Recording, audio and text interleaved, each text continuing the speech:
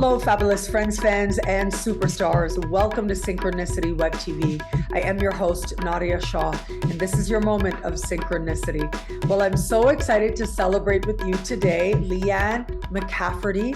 Lianne is British. You're going to see that very soon because she has an accent, a lovely accent that reminds me of when I was in university in England. But she's also a very brilliant astrologer that you are about to find out. This is the first time I'm really getting a chance to talk to Lianne. So I'm really looking forward to learning more about her right here in front of you. And it is also Lianne who is coming to the March 2024 speaker series at Synchronicity University. You've got a little bit of time left to choose your tuition rate. Our world famous choose your tuition rate as low as just $5 a class. And you're about to see how it's more than worth it to get to know and to learn from Lianne. So Lianne, welcome. Thank you for being here. Thank you for asking me, Nadia. Thank you. It's a pleasure. So I know that we're just getting to know each other now. Let's go to the beginning. I'm really interested in roots and understanding what and place people are coming from. And so what and how did you get into astrology? What's your origin story? Well, I actually came into it quite late in my 30s, to be honest. And I was going through a really pivotal time in my life. I knew I was changing life path, so to speak. I was looking for a change of career, but I was looking for something to study. I was looking for a change, and I'd always been obsessed. I mean, obsessed with horoscopes. You know, magazines. It was the first thing I turned to. Completely obsessed. And then, of course, you know, everything started coming online. So I'd be online all the time, scrolling through loads of different websites and horoscopes. And then one day I was like, I wonder if you could study astrology. In fact, I want to know how these astrologers write these columns. How do they do it? I didn't even know a birth chart existed. Honestly, I had no clue. So one day I just walked into a public library, found a book, Teach Yourself Astrology. I think it was Roy Gillett's The Secret Language of Astrology, something like that. Took the book home and here I am now. It's as simple as that. And I just, as soon as I saw the birth chart and I saw mine for the first time, I just knew that's what I was going to do with my life. So of course I'm sort of quite Capricorn. I like to formalize everything. So then I decided, oh, I need to do this properly. I need to sort of take a course or get a qualification. So I did the Mayo School of Astrology Diploma. That took a few years and I did very well with that. And then I became one of their tutors and I still work for them today after many years.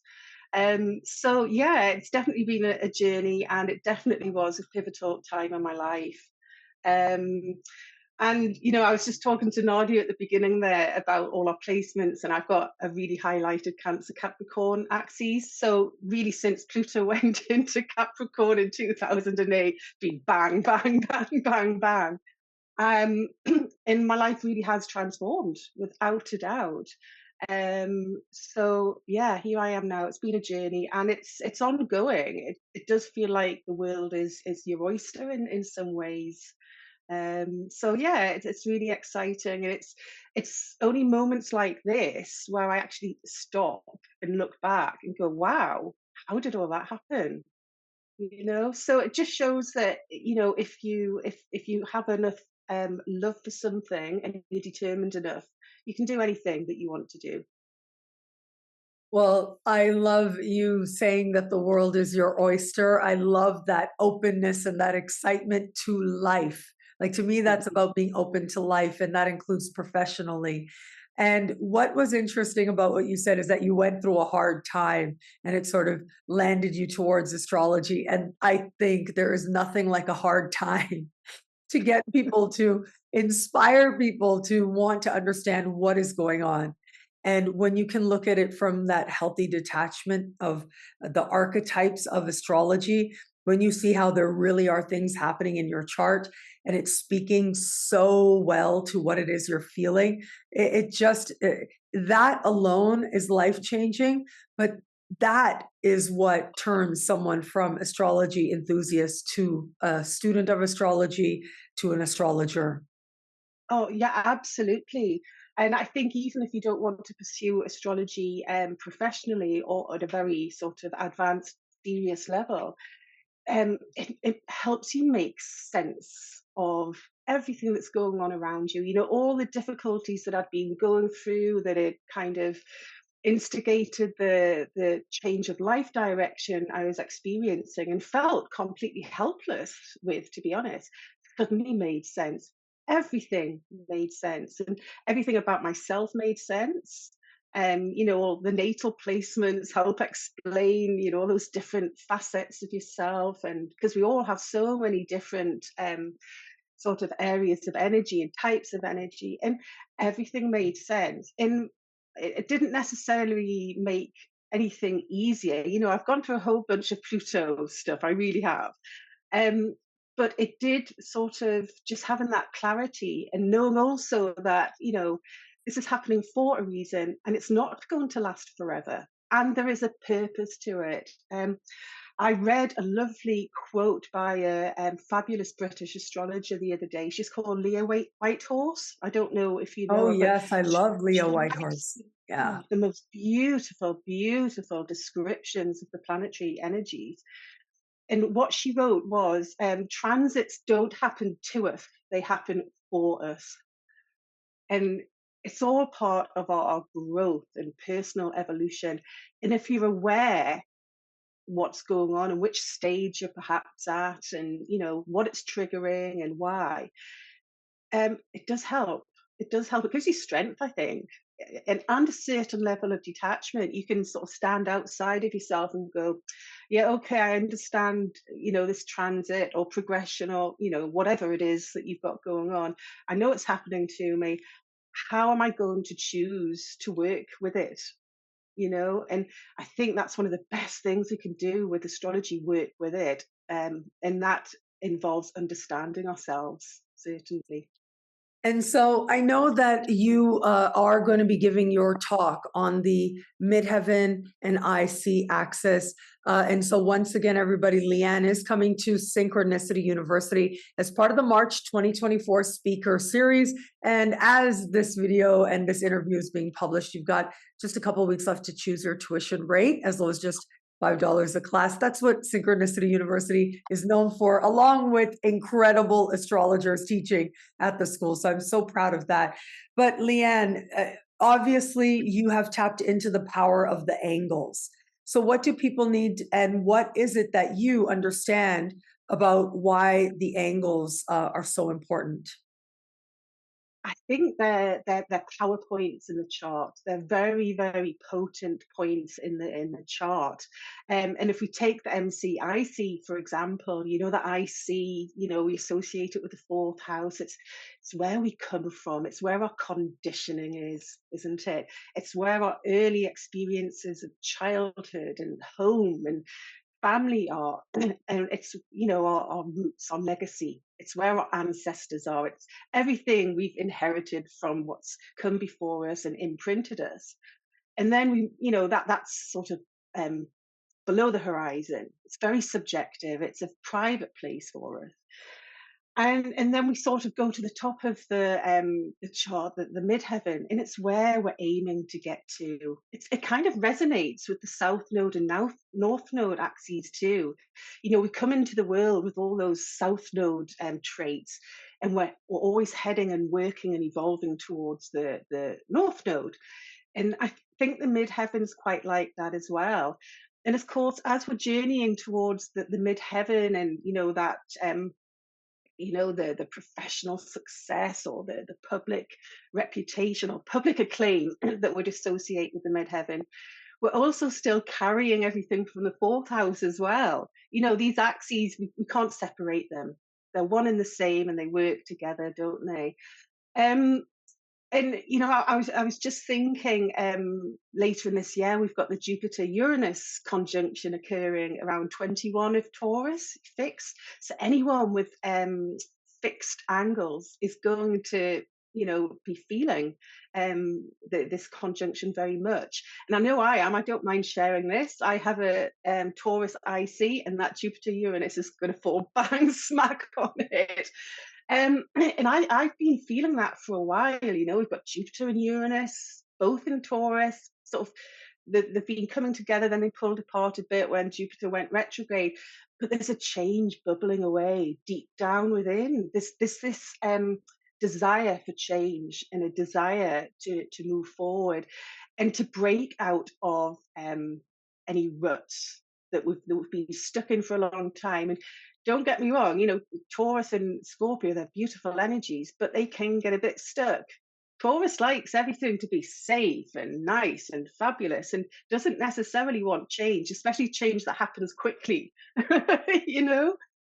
So I think anyone with these fixed angles, this conjunction we have coming up is going to be absolutely brilliant for breaking free of any habits or conditioning that has held you back. And that could have been for years and years and years. So, just to let those students of astrology know, fixed angles and the fixed signs are the ones in the middle of a given season. So, we're looking at Taurus, which is mid spring. It is Leo, that is midsummer. It is Scorpio, that is mid fall. It is Aquarius, that is mid winter. So, those are the fixed signs. So, if you've got your midheaven or your IC, as Lianne just described it, or even your ascendant or descendant in a fixed sign, you're going to feel that conjunction most strongly. Lianne, can you Yeah. touch a little bit on the ascendant and descendant and how you understand the difference there? Okay, so as I said, the ICMC is all about the conditioning. So anyone with the conjunction hitting those, it's all going to be about home and career, your life path. Okay. When we're talking about the ascendant, descendant, we're talking about our relationships, our relationship with ourselves, the ascendant, so how we appear to the world. When we walk out of the front door every morning, that's our ascendant. We put our ascendant on. It's the way we approach the world. And if Jupiter and Uranus is going to be triggering that, you could find you changing your appearance literally, complete sort of new image perhaps. You're going to change the way you approach the world. Jupiter, Uranus, it's about freedom and breaking free and doing things bigger and different than you've ever done them before. And it's exciting. It could be a whole burst of confidence to make that change. Okay, Jupiter's about confidence, it's about growth, and Uranus is about the change. Okay, and sometimes we do need some confidence to make change. It isn't always easy. We have to be brave sometimes. And of course, if it hits the ascendant, it's going to be opposing the descendant. So it could be, finding some great new relationships, business, friends, romantic relationships. And you might find that Uranian type people come into your life, or Jupiter type people come into your life, who help shake everything up. This conjunction, it's going to really, really shake things up. Okay. And I don't think we'll have any choice but to sort of go with whatever change. So I think it's certainly going to be very exciting, without a doubt. So yeah, changes in relationships. And sometimes we get stuck in a rut with relationships that no longer serve us. Okay. Sometimes people come into our lives for just a certain amount of time. And again, it's this Jupiter Uranus, it's going to be about breaking away from anything that no longer serves us or holds us back. And that can include our own habits, the way we approach our attitude to the world, and any sort of relationships that are worn out as well. Yeah, I think this conjunction is set to be quite life changing for a lot of people out there, just like in general, regardless of where it is. But if it's on an angle, my goodness, like as you mentioned, these are such sensitive points in the chart. They speak to that relationship that you have to the earth itself. As you had Yeah. mentioned, the ascendant is the most easterly point, the descendant is westerly point. the MC, the zenith of the sky, the IC, the lowest point, as you were discussing earlier. And to have this conjunction anywhere near there, yeah, as you said, it'll rock your foundations or change your understanding of how high you're going in this life and where you're meant to go, how you're seen in a larger sense. But then also when it's that AC/DC line, it's like love changes you in general, but on the descendant, whoa, love is a revolution. On the ascendant, you are feeling a revolution within. Not the most comfortable feeling, but thanks to Jupiter being there, at least it'll ease the path a little bit. It will. And we're talking about fixed signs that are, going to be feeling this the most. And fixed signs find change challenging, you know. But I think fixed signs to make big change need energy like this, and this could be like a rocket launch. It's like a rocket lifting off Jupiter and Uranus together, without a doubt. And because it's going to be in Taurus, opposing that Scorpio axis, it could be about finances too, about your resources and possessions and your value system too. It's very much about waking up to how valuable you are and what's valuable in your life as well. Yeah. It's so interesting to consider. So you've talked about the fixed signs if you're holding it. I do want to just mention so everybody feels like they got, their moment as well.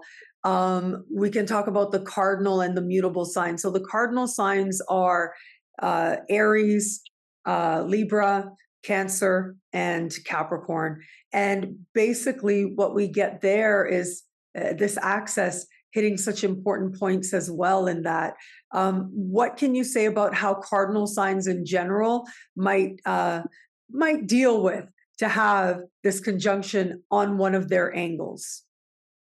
So, cardinal signs, they like to initiate things, they like to start things and keep moving on and things like that. So I think cardinal signs will cope with this really well, and they'll be tempted to use the energy. Imagine, someone Capricorn, that Jupiter Uranus conjunction in Taurus will trine the Capricorn planets, that are around that 21 degrees, but they'll feel that, and a trine eases things, it facilitates things. So, I think they'll find it useful, and they'll be able to work with the change and make it work for them. And, anyone with Cancer planets, it's going to sextile, isn't it? Yeah. So again, lots of opportunity for Cancer planets. And the mutable signs. And so the mutable signs out there are Gemini, Sagittarius, Virgo, and Pisces. How do you think they are going to go with the flow with this incredible, powerful energy? Well, mutable signs naturally find it easier to go with the flow. They're very, very adaptable, aren't they? So I think again that they're going to feel this this feeling of change. It's going to keep growing steadily now till the spring. Everyone will be feeling this growing through the spring, and I think there's going to be so many areas in their life that they can adapt this change to, because mutable signs are often very versatile. They have lots of stuff going on. They can, sort of become quite scattered sometimes as well, because they dot from, project to project to project. Geminis love lots of different things to stimulate them, don't they? So I just think it's just like the world is the oyster for the mutable signs. Whatever you want to bring change to, you will be able to, without a doubt. Sagittarius perhaps will resonate with this because we've got the Jupiter influence, and of course Jupiter rules Sagittarius. So yeah, there's just so much opportunity. Whatever you want to change in your life, it's there for the taking, without a doubt. Yeah, and also it could just take you by surprise. Like you don't even know that you wanted to change it until you were surprised and you did change it. And of course, as you mentioned, Jupiter being involved, Jupiter being the ruling planet of Sagittarius, ancient ruler of Pisces. Yeah, Uranus, modern ruler of Aquarius. These signs, yeah, it's like more of them is in that angle, and more of them is in that conjunction. So wow, it'll be fun for me as a Aquarian sun and a Sag moon. Whoa, let's see how it comes together for me. I'm excited by it very much, though. I think it Yeah, could be yeah, rather enlivening, right? And I'm a person who believes that life doesn't have enough surprises. Like, I love surprises so much. Nothing makes me giddy like a little kid, like surprises. And this is going to be a yeah. surprise a second, I think, for all of us in one way or another. It is, and do you know what? I think we need it because we've gone through the whole Pluto and Capricorn, and of course Saturn was there as well. You know, in 2020 when we had that Saturn-Pluto conjunction, it's been hard. It's been really, really hard for so many of us, and it's been a slog. And I just think we need some sparkle in our lives, and we do need some change because I think we've got a bit stuck with the Pluto and Capricorn, and perhaps some of us have got into sort of a bit of a negative mindset, and everything's just such hard work, isn't it? And we need something just to sort of blow that apart and just, you're right, bring some surprises and bring some excitement to our lives, without a doubt. You know, and I know Pluto's just moved sort of into Aquarius again, but it is going to dip back into Capricorn sort of in the autumn for a while. So we're not finished yet with that Capricorn energy just yet.